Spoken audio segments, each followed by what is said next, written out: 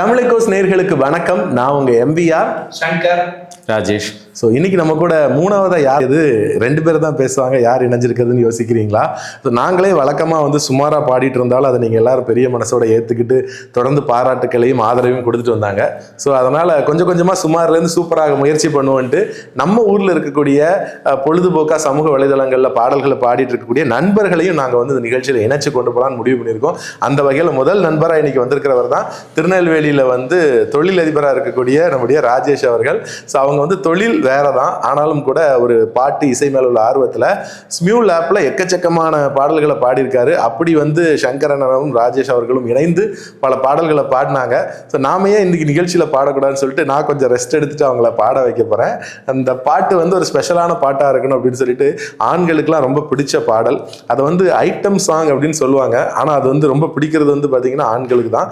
So அந்த பாடல் பார்த்தீங்கன்னா ஒவ்வொரு படத்துலையும் பயங்கரமாக ஹிட் ஆகக்கூடியதா இருக்கும். எல்லாம் நல்ல நல்ல பாட்டாக இருக்கும். ஆனால் இந்த பாட்டு கொஞ்சம் டிஃப்ரெண்ட்டாக இருக்கும். தேட்டர்லேயும் ஒரு பயங்கர ரெஸ்பான்ஸ் இருக்கும். அப்புறமா திருப்பி போட்டு பார்க்குற பாடல்கள், அதுவும் இந்த ஆண்கள் தனியாக ஃப்ரெண்ட்ஸாக குரூப்பாலாம் போகிறப்ப இந்த மாதிரி பாட்டை போட்டு ஆடுவாங்க. அப்படி ஒரு பாட்டு தான். திரைப்படம் 1987 வெளியான நாயகன் திரைப்படத்துலேருந்து அந்த பாட்டு நம்ம பேச போகிறோம். ஸோ நாயகன் படம் பார்த்தீங்கன்னா ஒரு கல்ட் கிளாசிக் மூவி இல்லையா? ஸோ அந்த படம் 1987 அக்டோபர் மாதம் ரிலீஸ் ஆச்சு. ரிலீஸ் ஆனதுக்கப்புறம் 1 கோடி பட்ஜெட்டில் எடுத்த படம் 28 கோடி வசூலாச்சுங்கிறது வரலாறு. ஆனால் முக்தா சீனிவாசன் அந்த படத்தை தயாரிக்கும் போது அவர் ஏம் பண்ணது பார்த்தீங்கன்னா Godfather, once upon a time in அமெரிக்காங்கிற அந்த 2 படத்துடைய கதையும் மிக்ஸ் பண்ணி தமிழுக்கு ஏற்ற மாதிரி பண்ணணுங்கிறப்ப இங்கே உண்மையிலேயே அப்படி ஒரு காட்ஃபாதர் இருந்தார். நம்ம திருநெல்வேலி மாவட்டத்தை சேர்ந்த வரதராஜ முதலியார் மும்பையில் இருந்தார். ஸோ அவருடைய வாழ்க்கை வரலாறு அதை நேரடியாக மணிரத்னம் பார்த்து அவங்க MBA படிக்கும்போது அங்கே நேரடியாக அந்த ஒரு வரவேற்பை பார்த்ததுனால அது அப்படியே இன்ஸ்பயர் ஆகி பண்ண படம் தான் நாயகன். இளையராஜாவோட மியூசிக், இளையராஜாவோட 400வது படம் இந்த படம். ஸோ அதுதான் இந்த படத்துடைய ஸ்பெஷல். எல்லா பாட்டையும் எழுதுனது பார்த்தீங்கன்னா இளையராஜாவோட ரொம்ப ஃபேவரட், வைரமுத்து நண்பராக இருந்தாலும் இளையராஜாவுக்கு ரொம்ப ஃபேவரட்டான பாடலாசிரியர் புலமைப்பித்தன் அவர்கள். அவர் தான் எல்லா பாட்டையும் எழுதினாரு. ஸோ ஒவ்வொரு பாட்டும் ஒவ்வொரு ராகத்தில் பண்ணியிருந்தாரு.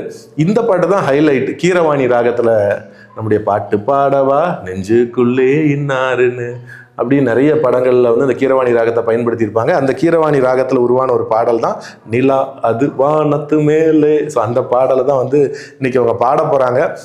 நாயகன் படம் பார்த்தீங்கன்னா 1987 வெளியான காலகட்டத்தில் இருந்து இப்போ வரைக்கும் அது இன்ஸ்பிரேஷனில் நிறைய படம் உருவாகிட்டே இருக்குது. இப்போ அடுத்து வரப்போகிற தக் லைஃப் கூட அதே மாதிரியான ஒரு கதை தான் அப்படிங்கிறத சொல்கிறாங்க. மீண்டும் அவங்க இணையறதுனால நாயகனுக்கு அப்புறம் இப்போ தான் இணையிறாங்க. ஸோ இந்த படம் கமலஹாசனுக்கு தேசிய விருதை வாங்கி கொடுத்தது.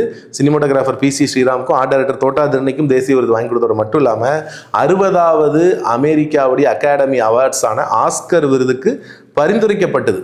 ஆனால் அங்கே போட்டிக்கு போகல, இந்தியா சார்பாக பரிந்துரைக்கப்பட்டுச்சு. ஆனால் இந்த படம் பார்த்தீங்கன்னா டைம்ஸ் நாளிதழுடைய உலகத்தின் தலை சிறந்த 100 படங்கள் ஒரு படமாக இந்த படத்தை இணைச்சிருக்காங்க. ஸோ இவ்வளோ பெருமைக்குரிய அந்த படத்தில் பல பாடல்கள் இருக்குது. நம்ம ஏற்கனவே நான் சிரித்தால் தீபாவளி பாட்டை நம்ம நிகழ்ச்சி ஆரம்பித்த காலகட்டத்தில் தீபாவளி அன்னைக்கு ஒளிபரப்பணும். அதுக்கப்புறம் இந்த பாடல் தான் நம்ம பேச போகிறோம். ஸோ இந்த பாடல் நிறைய சிறப்புகள் இருக்குது. இந்த பாட்டை பாடினது யாரு? இந்த பாட்டை பாடு இளையராஜா. ஆமாம், அதுதான் இந்த பாட்டோட ஸ்பெஷல். ஏன்னா இளையராஜா அவர் எல்லா பாட்டையும் பாட மாட்டார். அவர் நினைச்சா 6 பாட்டையும் அவர் பாடலாம், இப்போ அனிருத்லாம் பாடுற மாதிரி. ஆனால் அவர் எல்லா பாட்டையும் பாட மாட்டார், தேர்ந்தெடுத்து பாடுவார். அந்த பெக்யூலியரான அவருடைய வாய்ஸ். இளையராஜாவை பொறுத்த வரைக்கும் நான் இந்த ஹீரோக்கு தான் பாடுவேன், அந்த ஹீரோக்கு தான் பாடுவேன் அப்படிங்கிற அந்த இதெல்லாம் கிடையாது. இந்த பாட்டு பேக்ட்ராப்ட் யாருக்கு பாடியிருப்பாருன்னு பார்த்தீங்கன்னா ஜனகராஜ். உண்மை, ஜனகராஜுக்கு தான் பாடியிருப்பாரு. போட்டில் போகிற மாதிரி ஒரு சாதாரண ஆள் ஒரு டானா கன்வெர்ட் ஆகிற இடம் இந்த சீனில் தான் வரும். எல்லாருக்கும் மேட்ச் பண்ணுற மாதிரி அவருடைய குரல் வாய்ஸ் இருக்கும். குயிலி தான் டான்ஸ் ஆடுவாங்க. அவருடைய பிரில்லியன்ஸ், இயக்குனருடைய பிரில்லியன்ஸ், அந்த கடல்ல இருந்து அந்த கடத்தல் பொருளை எப்படி நேவல் போலீஸ்க்கு தெரியாம கோஸ்ட் கார்டுக்கு தெரியாம எப்படி நேவி போலீஸ்க்கு தெரியாம அந்த கோஸ்டல் கார்டு அவங்க இதுல இருக்கு தெரியாம எப்படி அவர் அவருடைய நுணுக்கத்தை யூஸ் பண்ணி அவரோட அறிவுனால எப்படி அந்த பாம்பே அந்த ஏரியாக்கு ஹார்பருக்கு எப்படி அவர் கிங்கா மாறுறாரு அப்படிங்கிற சப்ஜெக்ட் இங்க தான் ஸ்டார்ட். ஆமா, அந்த படத்தோட மைய காட்சி. ஆனா அதை ஒரு ஜாலியான சாங்ல கொடுத்துருப்பாங்க. சினிமாட்டோகிராஃபியா பார்க்கும்போது அந்த கடலுக்குள்ள உண்மையிலேயே அது கண்டிப்பா செட்டு போட்டு தான் எடுத்திருப்பாங்க. ஆனா உண்மையிலேயே அது கடலுக்குள்ளேயே எடுத்த மாதிரி ஒரு ஃபீலை கொண்டு வந்திருப்பாங்க. சினிமாட்டோகிராஃபி அந்த இருட்டு அதுல எல்லாமே ரசிக்கக்கூடிய தன்மையா தான் இருக்கும். சாங்கும் ரசிக்கலாம், அந்த சீனுமே ரசிக்கலாம். உண்மை, இருட்டுல ஒரு லைட்டிங் பண்ணி அழகா எடுத்திருப்பாரு. அந்த பாட்டை பாடலாமா எங்களுக்காக? ஓகே. அதில் என்ன அப்படின்னு பார்த்தோம்னா ஜனகராஜ் ஆட தெரியாதவராக காட்டியிருப்பாங்க. அவருக்கு இயற்கை அப்படி நடனங்கிறது நமக்கு தெரியாது. பட் இந்த பாட்டுக்கு மேட்ச் ஆகிற மாதிரி கோயிலியோடைய ஸ்டெப்பும் அவருடைய ஸ்டெப்பும் இதில் இணைஞ்சிருக்கும். ஸோ நம்ம பாட்டுக்கு போயிடலாம். அண்ணா சரி, கண்டிப்பாக.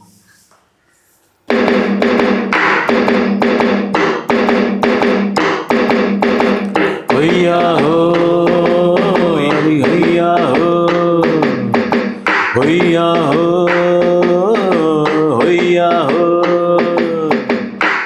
நில அது வானத்து மேலே பல்லானது ஓடத்து மேலே ನಲ್ಲ ಅದು ವಾನತು ಮೇಲೆ ಪಲ್ಲಾನದು ಓಡತು ಮೇಲೆ வந்தாடுது தேடுது ஒன்ன ஒய்யாஹோ அது என்னாஹோ பொழுதானா போதும் துணை ஒண்ணு வேணும் இளங்கால ஆட்டம் விடிஞ்சாத்தான் போகும் நல்லா அது வானத்து மேலே பல்லானது ஓடத்து மேலே வந்தாடுது தேடுது ஒன்ன ஒய்யாஹோ அது என்னாஹோ அது என்னாஹோ ஓடுற நரியில் ஒரு நரி நரிதான் அஜும் அஜும் அஜும் இங்க ஆடுற நரியில் பல நரி கொள்ள நரிதான் அஜும் அஜும் அஜும் ஓடுற நரியில் ஒரு நரி நரிதான் அஜும் அஜும் அஜும் இங்க ஆடுற நரியில் பல நரி கொள்ள நரிதான் அஜும் அஜும் அஜும் பொண்ணுக்கும் பொண்ணுக்கும் அடிதடிதான் மண்ணுக்கு போகிற உலகத்திலே பசிக்குது பசிக்குது தினம் தினம் தான் தின்னா பசியுது தீர்த்திடுதான் அடியாத்தாடி இது மூத்தாளி கூட்டாளி நிலா அது வானத்து மேலே பல்லானது ஓடத்து மேலே வந்தாடுது தேடுது உன்ன ஹொய்யாஹோ அது என்னாஹோ ஹொய்யாஹோ அது என்னாஹோ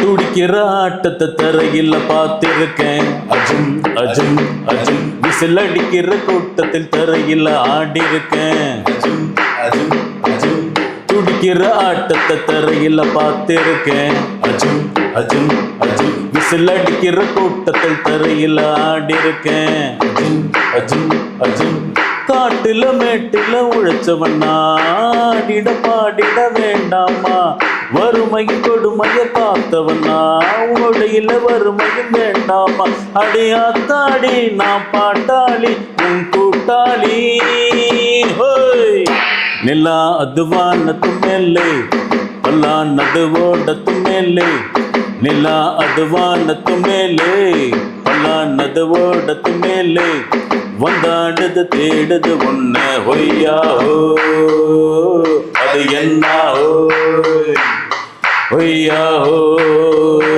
அது என்னாஹோ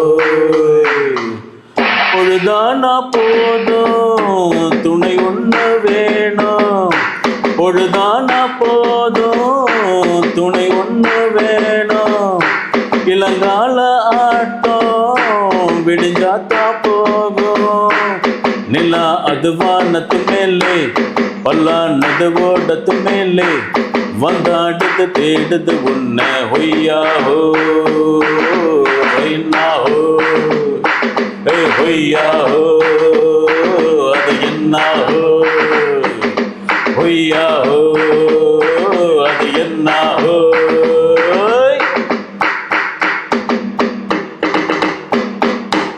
அருமை அருமை, ஒரு அருமையான பாடல். எப்படி வந்து இளையராஜாவுடைய குரல் வந்து அந்த கடற்கரை காத்து மாதிரி அப்படியே தாளாடுற மாதிரி அந்த பாட்டை கொண்டு போகும். இரவு நேரம் அந்த பாட்டை இப்போ கேட்டால் கூட நமக்கு வந்து நாமளும் அந்த படகுல மிதக்கிற மாதிரி ஒரு ஃபீல் இருக்கும்.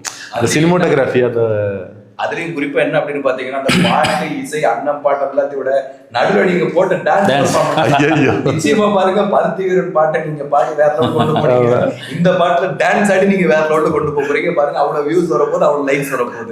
ஆக்சுவலா வந்து என்னன்னா டான்ஸ் ஆட தெரியாம நடிக்கிறதுன்னு சொல்லுவாங்க. இவ்வளவு நாள் பாட தெரியாம நடிச்சிட்டு இருந்தேன், இப்ப வந்து ஆட தெரியாம வந்து நடிச்சு ஒரு ஃபில்லப் பண்ணிட்டு இருந்தேன் நான் உண்மையில. ஏன்னா வந்து பாத்தீங்கன்னா நீங்க இளையராஜாவா இருக்கட்டும், இந்த மாதிரி பெரிய பெரிய இசையமைப்பாளர் கச்சேரிலாம் பாத்தீங்கன்னா ஒருத்தர் மட்டும் அந்த கண்டக்டர்னு சொல்லுவாங்க அவரை, அவர் தான் அப்படி இப்படி பண்றாரு. அதை நான் ரொம்ப ரசிச்சு பார்ப்பேன். நமக்கு அந்த இசை நோட்ஸ் எல்லாம் புரியாட்டா கூட அவருடைய கையை ஆட்டுறதை பார்க்கும்போது நல்லா இருக்கும்.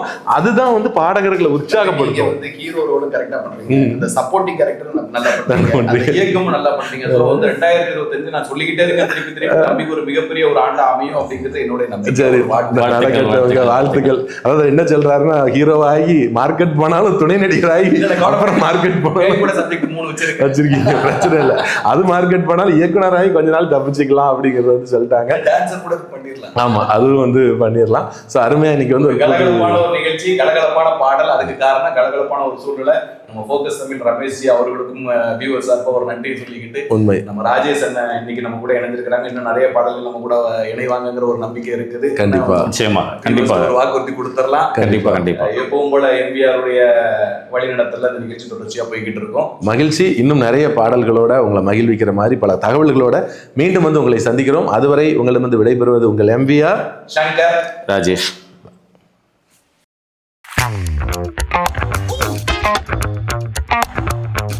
Yeah.